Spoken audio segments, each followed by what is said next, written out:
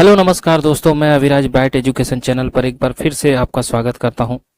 प्यारे बच्चों, मैं आप लोगों से बस यही कहना चाहूँगा कि कल की क्लास टेक्निकल इशू होने की वजह से आप लोगों को नहीं मिल पाई थी, तो उसके लिए मैं तहे दिल से आप लोगों से माफ़ी मांगता हूं और आप लोगों को यकीन दिलाता हूं कि आप लोगों के जो एग्ज़ाम है उस पे कोई किसी भी प्रकार का असर नहीं पड़ने वाला है, क्योंकि आप लोगों को जो भी क्वेश्चंस प्रोवाइड किए जाएंगे, अगर आपने उतना ही तैयार कर लिया है तो आप लोगों का एग्ज़ाम जो है आसानी से निकल जाएगा। ठीक है, तो आप लोगों को पास करने के लिए बस जितने भी प्रैक्टिस क्लास आप लोगों को प्रोवाइड की जा रही है उसे जरूर देखें। ठीक है, तो चलिए, जो लोग भी चैनल को लाइक और सब्सक्राइब नहीं किए प्लीज़ लाइक और सब्सक्राइब कर देंगे, साथ ही साथ बेल आइकन की घंटी को भी प्रेस कर देंगे। और प्यारे बच्चों, लेक्चर जो है ये तीसरा है। ठीक है, तो आज ये प्रैक्टिस क्लास 1 लिखा गया है, तो इसे देख लीजिएगा, मिस प्रिंट। ठीक है, तो चलिए जल्दी से शुरू करते हैं आज का ये सेशन। देखते हैं आज का पहला क्वेश्चन क्या कहता है। ठीक है, घबराइएगा नहीं, आप लोगों को डेली क्लास मिलती रहेगी। आज का पहला क्वेश्चन है, निम्नलिखित में से नेटवर्किंग में किस हार्डवेयर या भौतिक पते को लोकप्रिय रूप से जाना जाता है? बताइए, किस हार्डवेयर या फिजिकल एड्रेस को लोकप्रिय रूप से जाना जाता है? आईपी एड्रेस के रूप में, कंप्यूटर एड्रेस के रूप में, टीसीपी एड्रेस के रूप में या मैक एड्रेस के रूप में? बताइए।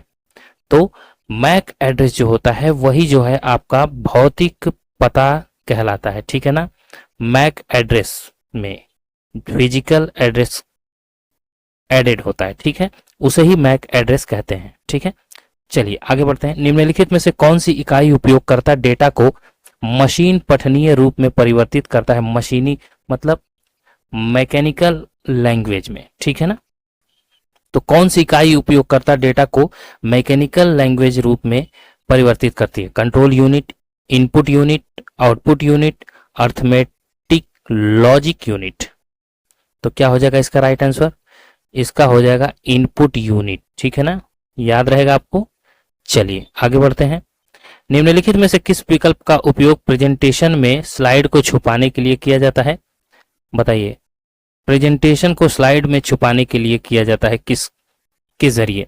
स्लाइड के जरिए, कट के जरिए, हाइड स्लाइड के जरिए या फिर केवल हाइड के जरिए? तो क्या हो जाएगा राइट आंसर बच्चों? हाइड स्लाइड के जरिए क्या है, प्रेजेंटेशन को आप छुपा सकते हैं। ठीक है ना, उसमें एक ऑप्शन आता है। चलिए जल्दी से आगे बढ़ते हैं। इंटरनेट एक्सप्लोरर एक वेब ब्राउजर कहलाता है, ये बात सही है कि गलत है? बताइए। इंटरनेट एक्सप्लोरर का नाम आपने सुना होगा, तो वो क्या होता है यही पूछ रहा है। तो वो एक वेब ब्राउजर है ये बोल रहे हैं, तो क्या हो जाएगा? ट्रू हो जाएगा ना, क्योंकि एक वेब ब्राउजर ही तो कहलाता है आपका इंटरनेट एक्सप्लोरर। चलिए अगला देखते हैं। निम्नलिखित में से वीडीयू किस प्रकार का उपकरण कहलाता है? पहली बात तो ये कि विजुअल डिस्प्ले यूनिट वीडियो का फुल फॉर्म होता है। और ये कौन सा उपकरण है? इनपुट डिवाइस है, आउटपुट डिवाइस है, स्टोरेज डिवाइस है या कोई डिवाइस नहीं है? तो ये देखिए आउटपुट डिवाइस होता है, क्योंकि ये हमें विजुअल डिस्प्ले आउट करता है ना, दिखाता है हमें स्क्रीन पे, तो ये आउटपुट हो गया। इनपुट क्या है? हमारा कीबोर्ड, जिससे हम अपने कीवर्ड को इनपुट करते हैं, देते हैं, तब वो लिखता है। ठीक है ना, चलिए आगे बढ़ते हैं। निम्नलिखित में से कौन सा network protocol link state routing प्रदान करता है? लिंक स्टेट रूटिंग प्रदान करने के लिए कौन से प्रोटोकॉल का यूज किया जाता है? रिप का, एनसीपी का, एनएलएसपी का या नन ऑफ दीज इनमें से कोई नहीं? वेरी मोस्ट इंपॉर्टेंट क्वेश्चन है, वेरी वेरी मोस्ट है बच्चों।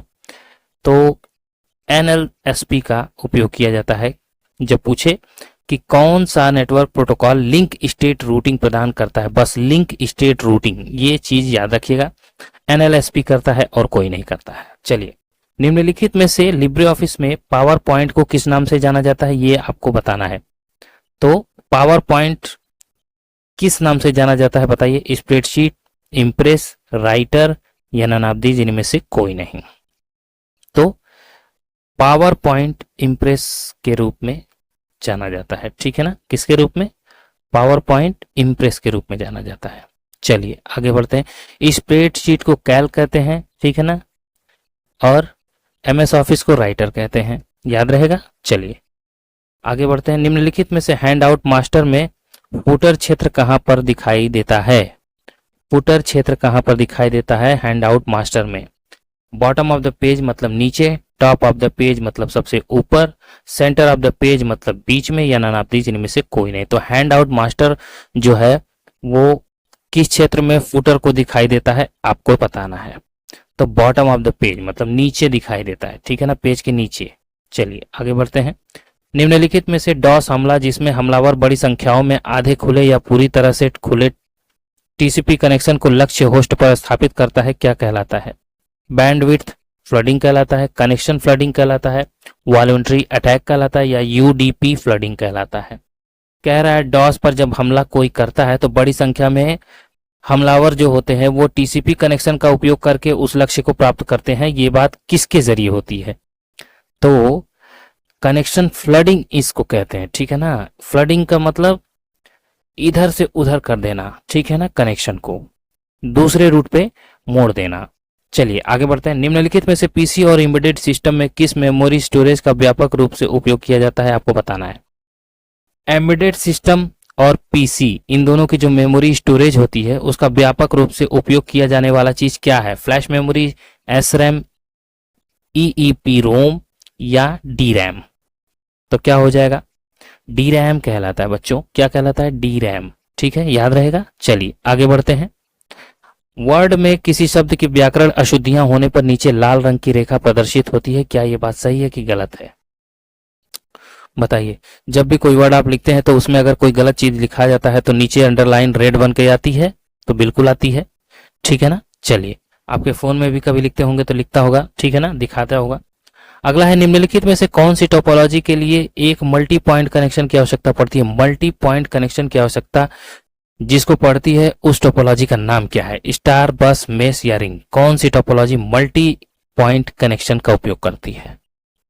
तो बस टोपोलॉजी मल्टी पॉइंट का उपयोग करती है, ठीक है ना। चलिए अगला है निम्नलिखित में से IPv6 में एक आईपी एड्रेस का आकार कितना होता है, आपको बताना। IPv6 में आईपी एड्रेस का साइज कितना होता है? 32 बिट, 64 बिट, 128 बिट या फिर 256 बिट? कितना होता है IPv6 में, बताना है आपको। तो क्या हो जाएगा राइट आंसर? 128 बिट, ठीक है ना। IPv4 का क्या होता है? 64 बिट, ठीक है ना। चलिए आगे बढ़ते हैं। निम्नलिखित में से लिब्रे ऑफिस राइटर के स्टेट बार में कौन सा मौजूद नहीं होता है? स्टेट बार में, सॉरी स्टेटस बार में।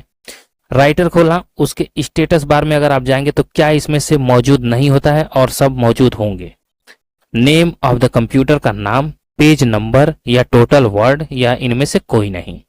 तो क्या मौजूद नहीं होता है? तो कंप्यूटर का नाम मौजूद नहीं होता है, जैसे कि आपने कंप्यूटर का नाम लिखा होगा जब आप फॉर्मेट करते हैं, नया पीसी लेके आते हैं तो, ठीक है ना। बाकी पेज नंबर होगा, टोटल वर्ड्स होंगे, ठीक है ना। चलिए अगला है निम्नलिखित में से एक वेब पेज पर एक किसी दूसरे वेब पेज से जुड़े आइकॉन या इमेज के टुकड़े को क्या कहा जाता है? यूआरएल कहते हैं, प्लगइन कहते हैं, एक्सटेंशन कहते हैं या हाइपरलिंक कहते हैं? एक वेब पेज पर किसी दूसरे वेब पेज से जुड़े आइकॉन या इमेज के टुकड़े को क्या कहते हैं? तो मैंने ये बता रखा है, दोहरा दिया है क्वेश्चन, हाइपरलिंक कहते हैं बच्चों, ठीक है, याद रहेगा। अगला है निम्नलिखित में से कौन सा मोबाइल प्लेटफॉर्म हमला करने के लिए सबसे अविश्वसनीय होता है? iOS, S60, एंड्रॉयड या ब्लैकबेरी? अविश्वसनीय है मतलब विश्वास नहीं किया जा सकता है उस प्लेटफॉर्म पर हमला करने के लिए जो, तो क्या हो जाएगा इसका? S60 जो है अविश्वसनीय है, ठीक है, मोबाइल प्लेटफॉर्म के लिए, जो कि हमला तो करता है लेकिन पूरी सिक्योरिटी के साथ नहीं कर पाता। चलिए आगे बढ़ते हैं। निम्नलिखित में से कैड का फुल फॉर्म क्या होता है, आपको बताना। कैड का full form computer area discover, common algorithm design, computer aided design या नन ऑफ दीज इनमें से कोई नहीं? तो कंप्यूटर एडेड डिजाइन शायद आपको पता होगा, नहीं पता है तो जान लीजिए, ठीक है ना बच्चों।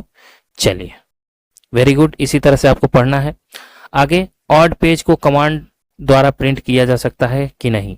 ऑड मतलब विषम पेज, 1, 3, 7, 9, ठीक है ना। इस तरह के पेजेस को 11, 13, 17 पेजेस को आप कमांड के द्वारा प्रिंट कर सकते हैं कि नहीं, ये पूछ रहा है। तो बिल्कुल कर सकते हैं, ऑड हो चाहे इवन हो, सम हो या विषम हो, कमांड के द्वारा Ctrl+P दबाया और प्रिंट हो गया। चलिए आगे बढ़ते हैं। निम्नलिखित में से सास का पूर्ण रूप क्या होता है? सास का full form station analogue system, student analysis system, statistical analysis system या नन ऑफ दीज इनमें से कोई नहीं? वेरी वेरी मोस्ट इंपॉर्टेंट है बच्चों, ये पूछा गया क्वेश्चन है बार बार। तो स्टैटिकल एनालिसिस सिस्टम होता है सास का फुल फॉर्म, याद रखिएगा, ठीक है ना। चलिए आप लिब्रे ऑफिस राइटर में वर्ड फॉर्मेट में फाइल सेव नहीं कर सकते हैं, ये बात सही है कि गलत है? तो गलत है, ठीक है ना। आप लिब्रे ऑफिस राइटर में वर्ड फॉर्मेट में फाइल सेव नहीं कर सकते हैं, ठीक है ना, ये बात आपको पता होनी चाहिए। ठीक है बच्चों, चलिए आगे बढ़ते हैं। निम्नलिखित में से इंटरनेट ऑफ थिंग यानी आईओटी का फुल फॉर्म है, ये पूछ लेता कभी कभी, तो शब्द किसने लिखा था ये आपको बताना है। जैक डॉर्सन ने, जॉन बर्ग ने, केविन एस्टोनॉय या किम श्रॉफ ने, बताइए इंटरनेट ऑफ थिंग शब्द किसने लिखा था और इंटरनेट ऑफ थिंग किसका फुल फॉर्म है, तो आईओटी का है। Very very most important question है ये छूटता नहीं है, हर एग्जाम में पूछता है, तो केविन एस्टोनॉय ने, ठीक है ना, याद रहेगा आपको। चलिए आगे बढ़ते हैं। निम्नलिखित में से सीडी का आविष्कार कब हुआ था आपको बताना है। 1979, 1997, 1987, 1989। सीडी का आविष्कार कब हुआ था आपको बताना है, तो 1979 में हुआ था, ठीक है ना, 1979 में। निम्नलिखित में से उमंग ऐप को कब लॉन्च किया गया था आपको बताना है। 26 नवंबर 2017 को, 25 नवंबर 2016 को, 24 नवंबर 2015 को, या इनमें से कोई नहीं। कुछ क्वेश्चंस रिपीटेड हैं, क्यों है आप लोगों को दिमाग में ये चल रहा होगा कि बार बार ये क्वेश्चंस मैं क्यों पढ़ रहा हूँ, तो बच्चों वो क्वेश्चंस जब भी बार बार आते हैं तो आप ये समझिए कि वो सबसे ज्यादा इंपॉर्टेंट है, हर एग्जाम में वो पूछता है, वो किसी भी एग्जाम में बचा नहीं रहता, ठीक है ना। तो इस तरह की तैयारी कीजिए, जो क्वेश्चंस फिक्स हो उसे जरूर पढ़िए, और वैसे ही क्वेश्चंस मैं आप लोगों को लाके दूंगा। उमंग ऐप कब लॉन्च किया गया था बताइए। 26 नवंबर 2017, 25 नवंबर 2016, 24 नवंबर 2015, या इनमें से कोई नहीं। तो 26 नवंबर 2017 को आपका उमंग ऐप लॉन्च किया गया था, याद रखिएगा बच्चों। निम्नलिखित में से कंप्यूटर किस भाषा को समझता है। कंप्यूटर जो अपनी भाषा को समझता है उस भाषा का नाम क्या है। सी लैंग्वेज, बाइनरी केवल लैंग्वेज, असेंबली लैंग्वेज, या कोबॉल लैंग्वेज। कौन सी लैंग्वेज जो है कंप्यूटर समझता है, तो आप लोगों को पता होना चाहिए कि बाइनरी लैंग्वेज समझता है, ठीक है ना, नॉट अ मशीनी लैंग्वेज, ठीक है, बाइनरी लैंग्वेज। चलिए आगे बढ़ते हैं। निम्नलिखित में से किस किस में लिब्रे ऑफिस का सॉफ्टवेयर चला सकते हैं बताइए। लिनक्स में, मैक ओएस में, विंडोज, लिनक्स, मैक तीनों में, या फिर विंडोज में केवल, बताइए। लिनक्स में चला सकते हैं, मैक ओएस में चला सकते हैं, विंडोज में चला सकते हैं, या विंडोज, लिनक्स और मैक तीनों में चला सकते हैं। तो इसका जवाब आप मुझे कमेंट बॉक्स में दीजिएगा, क्योंकि ये बहुत ही महत्वपूर्ण क्वेश्चन है, और इसका जवाब मुझे आप लोगों से इसलिए चाहिए क्योंकि मैं इसका खुद आंसर दूंगा आप लोगों को, क्योंकि बहुत लोगों को अभी नहीं पता होगा, ठीक है। तो बस बच्चों आज की वीडियो में इतना ही था। जो लोग भी चैनल को लाइक और सब्सक्राइब नहीं किए प्लीज लाइक और सब्सक्राइब कर लीजिएगा, और आप लोगों के साथ के लिए बहुत ही तहे दिल से मैं शुक्रिया करता हूं। तो चलिए मैं अविराज अब इजाजत लेता हूं, अगली वीडियो में फिर से मैं अच्छे अच्छे क्वेश्चंस लेकर के आऊंगा। तब तक के लिए जय हिंद, जय भारत।